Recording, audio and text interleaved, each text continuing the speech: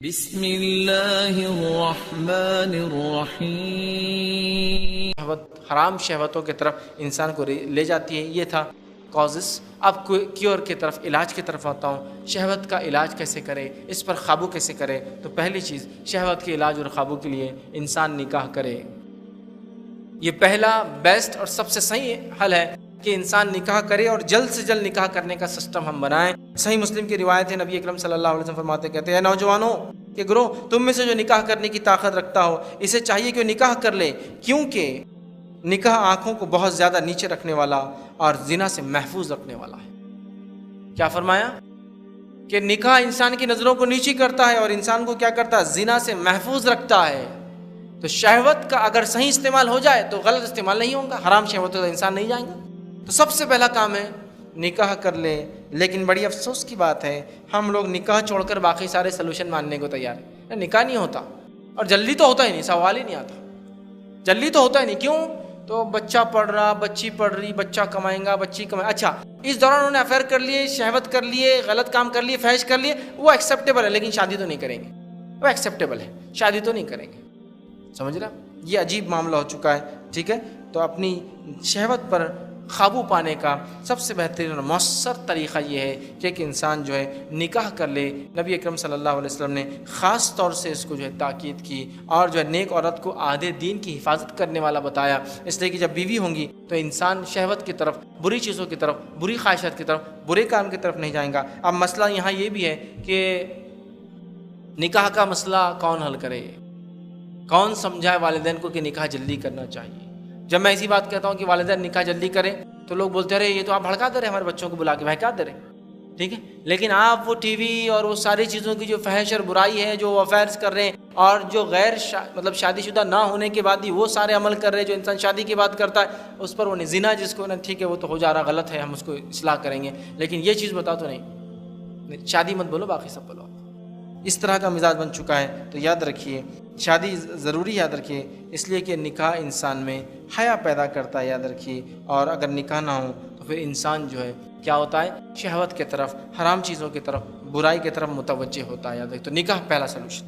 دوسرا، اب جو نکاح نہیں کر سکتا کسی بھی وجہ سے، مال و دولت کی کمی، صحت کی کمی، حالات نہیں ہے نکاح کرنے جیسے، یا عمر نہیں نکاح کرنے کی، لیکن شہوت میں پڑ گیا، غلط چیزوں میں پڑ گیا، تو یاد رکھیے صحیح مسلم کی روایت ہے جس میں نبی اکرم صلی اللہ علیہ وسلم فرمایا، جو پہلے میں نے آپ کے سامنے پڑھی، جس میں آپ نے کہا کہ جو نوجوان تم میں سے نکاح کی طاقت رکھتا ہے وہ نکاح کر لے، یہ نظروں کو نیچے رکھنے میں اور زنا سے محفوظ ہے، شرمگاہ کی حفاظت میں اچھا ہے۔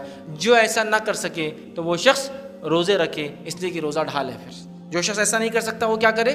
روزہ رکھے، کیونکہ روزہ ڈھال ہوتا ہے، یاد رکھیے۔ روزہ ڈھال ہے، جہنم کی آنکھ سے روزہ ڈھال ہے، شہوات سے روزہ ڈھال ہے، برائیوں سے روزہ ڈھال ہے، فحش گوئی سے انسان کتنا بچتا ہے روزے کی حالت میں، تو کافی وہ روزہ رکھے۔ تو جو لوگ نکاح نہیں کر سکتے تو وہ کیا کریں گے؟ پھر روزہ رکھیں گے، یاد رکھیے۔ اور یہ بڑی اہم چیز ہے، یہ بڑی اہم چیز ہے کہ انسان جو نکاح نہ کر سکے، اپنی شہوت پر قابو پانے کا سب سے بہترین طریقہ یہ روزہ ہے، یاد رکھیے۔ اس لیے کہ نبی اکرم صلی اللہ علیہ وسلم فرمایا، بخاری کی روایت ہے، اور بے شک روزہ ایک ڈھال ہے، آپ نے فرمایا روزہ ایک ڈھال ہے، یاد رکھیے۔ اور تفسیر قرطبی میں علامہ قرطبی جو ہے لکھتے ہیں، فرماتے ہیں کہ جب بھی کھانا کم ہوتا ہے، جب بھی کھانا کم ہوتا ہے تو شہوت کمزور ہو جاتی ہے، اور جب شہوت کمزور ہو جاتی ہے تو گناہ کم ہوتے ہیں۔ جب کھانا کم ہوتا ہے تو شہوت کمزور ہو جاتی ہے، شہوت کمزور ہو جاتی ہے تو گناہ بھی کم ہوتے ہیں۔ تو لہٰذا روزہ رکھنا یہ ایک سائنٹیفک سلوشن ہے، یاد رکھیے۔ جو انسان نکاح نہیں کر سکتا، شہوت پر قابو پانا ہے، یہ اس کا حل ہے، یاد رکھیے۔ اسی طرح چیزیں نہیں ہوں گی۔ آئیے سب سے پہلی چیز تو یہ سورہ غافر، سورہ نمبر 40 آیت نمبر 19 میں اللہ رب العزت نے دیکھیے کیا فرمایا اور کہا، یعلم خائنۃ الاعین وما تخفی الصدور۔ اللہ فرماتا ہے وہ خیانت کرنے والی آنکھ کو اور سینوں کے پوشیدہ باتوں کو جانتا ہے۔ خیانت کرنے والی آنکھ کو اور سینوں کے پوشیدہ باتوں کو جانتا ہے۔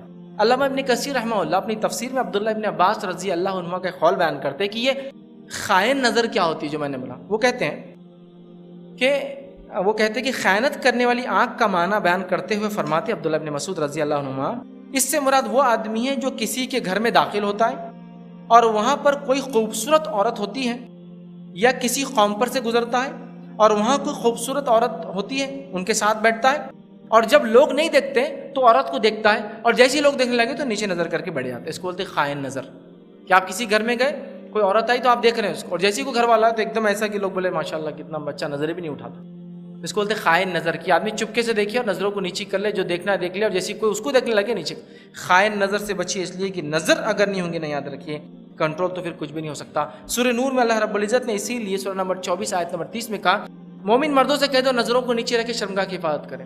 شرمگاہ کی حفاظت تبھی ہو سکتی ہے، یاد رکھیے، جب نظروں کو نیچے رکھا جائے، ورنہ شرمگاہ کی حفاظت بھی یاد رکھیے نہیں ہو پائیں گی، یاد رکھیے. اور علامہ ابن قیم الجوزی رحمہ اللہ نے بڑا پیارا قول آپ کے سامنے رکھتا ہوں، جواب الکافی میں وہ لکھتے ہیں، اور یہ نظروں کے تعلق سے وہ کہتے ہیں عموماً نظر ہی ان تمام حوادث کی اصل بنیاد ہو. جتنے حادثے دنیا میں ہوتے ہیں نا، نظر اس کی بنیاد ہے، مطلب شروعات اس سے ہوتی ہے. تمام حوادث کی بنیاد اور اصل ہے جو انسان کے ساتھ پیش آتے ہیں، اس لیے کہ خطرات نظر سے ہی جنم لیتے ہیں. نظر سے ایک برائی جنم لیتے ہیں. ان خطرات سے افکار جنم لیتے ہیں. جب نظر دیکھتی ہے تو فکر پیدا ہوتی ہے، افکار جو جنم لیتے ہیں. ان افکار سے شہوت جنم لیتی ہے، شہوت سے ارادے بنتے ہیں. پھر لکھتے ہیں یہ ارادے پختہ ہوتے رہتے ہیں، یہاں تک کہ عزم مصمم بن جاتے ہیں، پکا ارادہ بن جاتے ہیں، جس کے نتیجے میں لازمی طور پر فعل واقع ہو جاتا ہے. کتنے سٹیپس لکھ رہے ہوں. نظریں دیکھتی ہے، بار بار دیکھتی ہے، فکر میں تبدیل ہوتا ہے، فکریں جو ارادوں میں تبدیل ہوتی ہے، ارادے پکے ارادے میں تبدیل ہوتے ہیں، پکا ارادہ عمل کی طرف پھر انسان کو مجبور کر دیتا ہے. پھر وہ لکھتے پر فعل واقع ہو جاتا ہے جب تک کہ اس پر کوئی رکاوٹ نہ پیش کی جائے. اس کے بارے میں کچھ کہا نہیں، مطلب جب تک کہ نظروں پر رکاوٹ نہ پیش کی جائے کنٹرول پھر نہیں ہو سکتا. تو لہٰذا ہم کو اپنی نظروں پر کنٹرول کرنا ہے. صحیح بخاری کی روایت ہے، نبی اکرم صلی اللہ علیہ وسلم فرمان کہا اللہ تعالیٰ نے ابن آدم کے لیے ایک حصہ زنا کا لکھ دیا ہے جو اس سے یقیناً ہو کر رہیں گا. چنانچہ آنکھ کا زنا یہ ہے کہ اس کا دیکھنا آنکھ کا زنا ہے. آنکھ وہ چیز دیکھتی ہے جو دیکھنا نہیں چاہیے، یہ اس کا زنا ہے، اور وہ زنا آنکھ سے بھی ہوتا ہے، بد نظری جس کو عام زبان میں کہیں گے. تو لہٰذا ہمیں کوشش کرنا چاہیے کہ ہماری نظروں کی حفاظت کریں. اس میں سب سے بہترین اصول جو نبی اکرم صلی اللہ علیہ وسلم نے بتایا، صحیح مسلم کی روایت ہے، آپ نے فرمایا اور کہا اچانک پڑنے والی نظر کے بارے میں پوچھا تو آپ صلی اللہ علیہ وسلم نے فرمایا مجھے نظر پھیر لینے کا حکم دیا. مطلب ایک صحابی نے کہا اللہ کے رسول میں نظر ڈالتا ہوں تو اچانک کوئی چیز دکھ جاتی تو کہا نظر پھیر لو، یہ اس کا علاج ہے. دوسری جگہ علی بن ابی طالب رضی اللہ عنہ کو اللہ کے رسول صلی اللہ علیہ وسلم فرمایا نظر کے پیچھے نظر نہ لگاؤ، اس لیے کہ پہلی نظر تو جائز ہے مگر دوسری نگاہ جائز نہیں. مطلب نظر کے پیچھے نظر نہ لگاؤ، کوئی چیز حرام تھی نہیں دیکھنا چاہیے، دکھ گئی فوراً پھیلو، نظر کے پیچھے اور نظر نہ لگاؤ، اس لیے کہ پہلی نظر معاف ہوتی دوسری نہیں. تو لہٰذا ایک آدھ بار کوئی چیز دکھ گئی، اچانک نظر پڑ گئی، فوراً آنکھیں پھیر لے انشاءاللہ.